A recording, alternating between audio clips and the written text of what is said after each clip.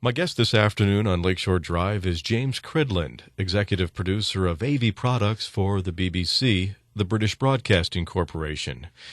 James, you work in the BBC's Future Media and Technology Division for Music and Audio. Tell us about your background and the responsibilities of your position. Well, I look after audio-visual products for BBC Radio. So I'm helping with some work we're doing here in the UK, working with commercial radio stations for the benefit of the whole radio industry. But I also work on the BBC iPlayer, which is our online catch-up service. So if you visit bbc.co.uk, you can listen to loads of great radio from the UK. And if you want somewhere to start, our version of Wait, Wait, Don't Tell Me is called The News Quiz. I'm always interested in learning how individuals got into media. Did you participate in a formal training scheme, or did you have a passion for radio and find an entry-level position? Well, I've worked in radio for 20 years now. I've worked for local commercial radio stations in the UK, and my first job was actually carrying the mobile phone for one of the journalists, but it was 20 years ago and mobile phones were very heavy. I've been a drive time presenter, I've been the guy that wrote the radio commercials, and I've worked in a few future media departments as well. What is future media? Well, that's a good question. I guess we reckon that if we called it new media, then there'd be a point where it wasn't very new anymore, and then we'd have to change its name.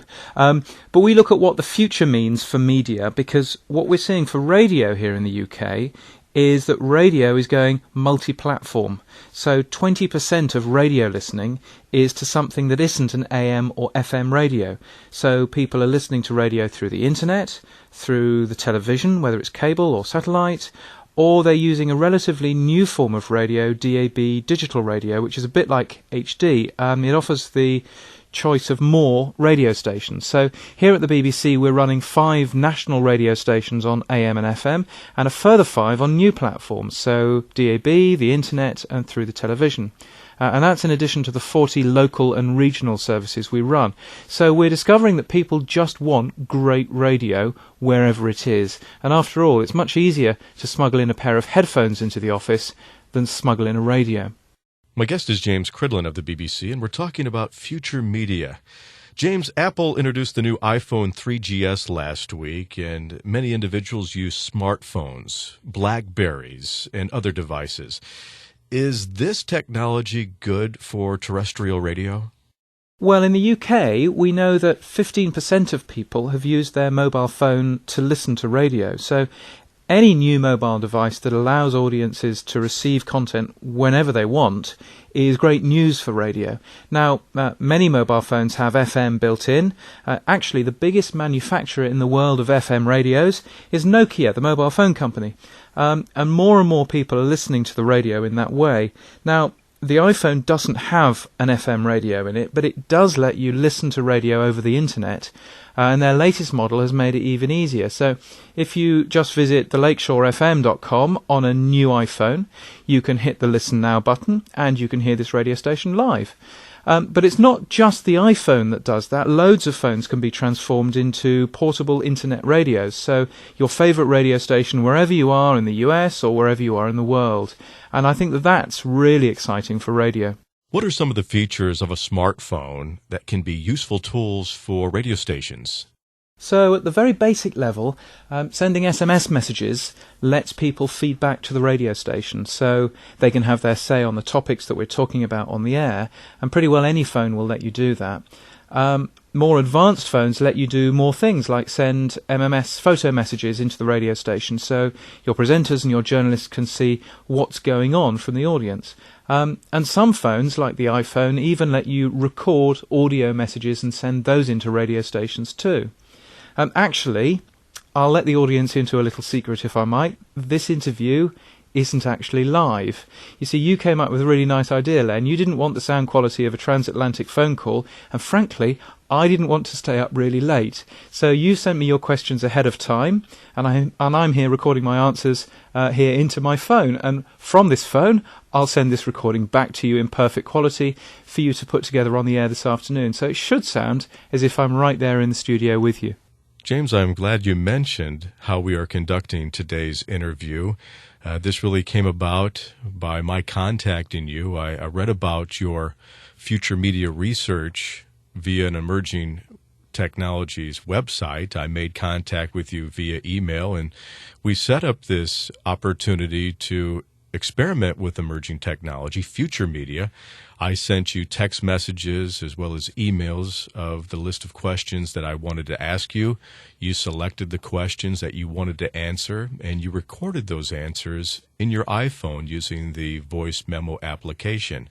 You then sent that back to me here at the Lakeshore Public Radio Studios, where I assembled them in a linear fashion by my recreating the questions and then editing your answers via the voicemail app together. And if it sounds like a seamless conversation, we have indeed explored the potential of this new technology. And thank you for mentioning that.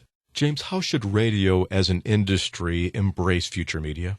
Well, there are lots of ways, I think. You can save the best bits of your radio station so that people can hear them again, as we're doing at the BBC. But you can also really easily use the web to help your audience get closer to your radio station. So with the internet, you can know more about your audience than any ratings book will tell you.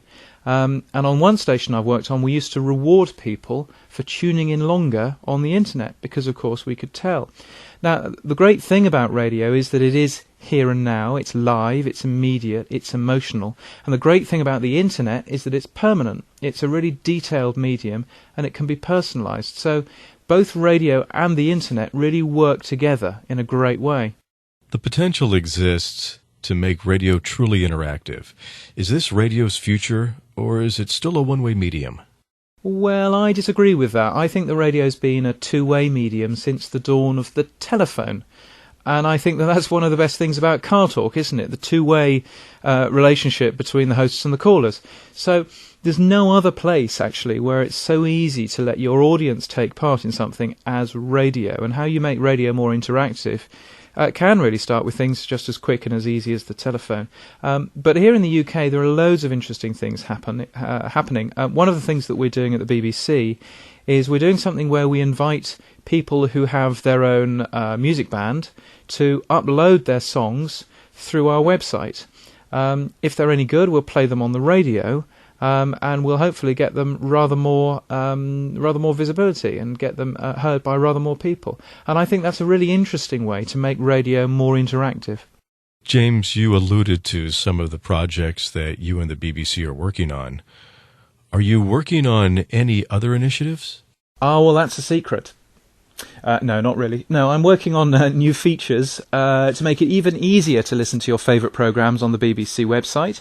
We're also doing some work to make sure that radio looks better, as well as sounds better, with ways that you can use that colour screen on your mobile phone as you listen to the radio through it. And there's some really interesting things on the horizon, I think, here.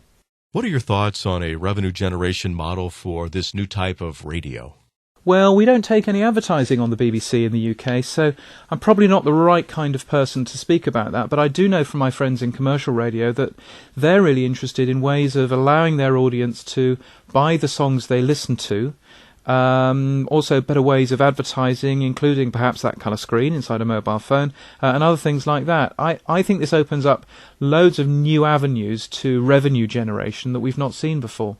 And James, what can we expect as far as radio technology over the course of the coming year? Well, I think the future is around more ways of listening to the radio. And whether it's HD radio, whether it's listening over the internet, whether it's podcasts to an MP3 player, I think we'll all find great radio on more things than ever before. And not just that, I think radio will look better too. So it'll be easier to find out what song's playing, easier to see more information about what you're hearing, and I think that richer radio will make radio more relevant to people growing up in a world where they've grown up with things like YouTube and Facebook and Twitter. My guest this afternoon has been James Cridland. He is the executive producer for AV Products for the BBC, the British Broadcasting Corporation. James, thank you so much for taking time out of your schedule to be our guest on Lakeshore Drive and for sharing your thoughts on future media. Thank you very much.